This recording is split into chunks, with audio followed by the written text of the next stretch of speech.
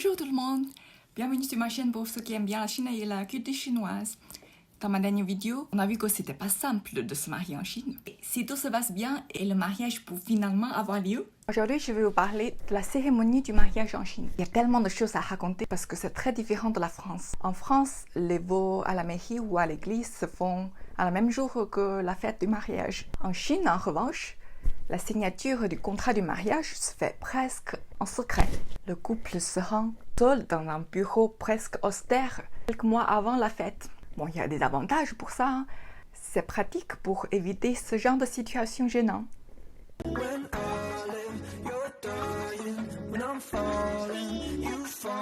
Puisque la légalisation est déjà faite, on est tranquille pendant la fête. Et la fête du mariage en Chine, souvent c'est un grand dîner. En général, avant le dîner, il y a des activités pour les familles et les amis proches. C'est la partie que je trouve la plus marrante. Au petit matin, le marié va chercher sa future épouse chez elle.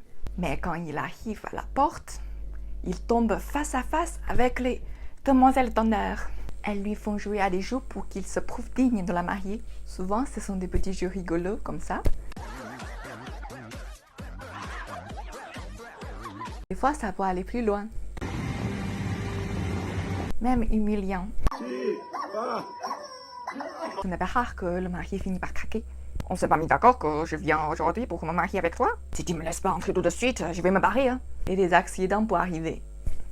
Oh non! Mais il existe un moyen plus efficace. Soudoyer les demoiselles d'honneur avec les enveloppes rouges. S'ils donnent assez, les demoiselles d'honneur vont très rapidement libérer le chemin. Quand les mariés se trouvent enfin ensemble, c'est ensuite la fameuse cérémonie de thé. En Chine, on a la tradition qu'après le mariage, on appelle nos beaux-parents aussi papa et maman. Pendant la cérémonie, les jeunes couples doivent s'agenouiller pour servir le thé à leurs beaux-parents et changer la façon d'appeler leurs beaux-parents en même temps. L'après-midi est consacré aux photos avec les tenues traditionnelles et occidentales. En France, en général, on cherche un photographe nous-mêmes pour le jour de mariage et les gens emploient rarement une personne pour tout organiser à leur place, sauf ceux qui ont des moyens. En Chine, par contre, c'est très répandu. La formule la plus populaire inclut au minimum 4 services incontournables. Le maquillage, le photographe, le caméraman et le présentateur. Ce dernier n'a pas le même rôle en Chine et en France. En France, souvent, il y a un DJ pour la soirée qui organise aussi des jeux pendant la fête. En Chine, les salles de fête sont comme ça, avec une scène où le présentateur dirige la soirée comme une émission. Il y a des moments de discours, des moments de jeu, et la plupart du temps, le marié ou la mariée fait un spectacle comme le chant ou un instrument de musique. De nos jours, on n'ose même plus se marier si on n'a pas un peu de talent. Un autre talent nécessaire pour survivre à un mariage chinois est de résister à l'alcool. Car il y a la tradition que les mariés doivent passer à toutes les tables pour boire un shot de baijiu, un alcool de riz aussi fort que de la vodka. Et vous savez qu'on ne fait rien de petit en Chine. Quand j'ai appelé pour réserver une salle pour un mariage de 80 personnes, j'ai eu 10 restaurants qui m'ont répondu la même chose. Désolée madame, la salle la plus petite qu'on a, c'est pour 100 personnes. Vous imaginez le nombre de shots que les mariés doivent prendre pendant la soirée? Après la fête, ils n'auront plus d'énergie de faire quoi que ce soit. Hein. Pourtant, on décore le lit nuptial ainsi. Zao Sheng Gui Zi.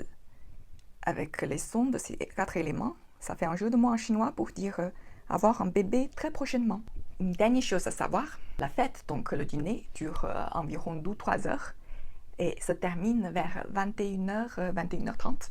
Là encore, le rôle de présentateur est essentiel pour dire que la soirée est finie. Merci tout le monde d'être venu. On souhaite à nouveau une belle vie heureuse aux jeunes mariés, blablabla.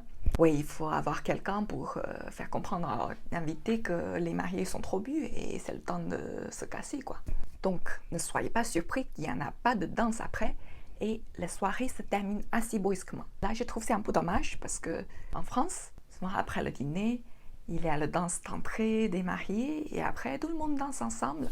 Très sympa et il faudra dépenser un peu après avoir mangé et tellement bu toute la soirée. Maintenant, avec les confinements, les mariages sont en train de reprendre. Donc, on peut profiter un peu à nouveau. Voilà tout pour aujourd'hui. J'espère que ça vous a plu. N'hésitez pas de liker, partager et de vous abonner à ma chaîne. À la prochaine!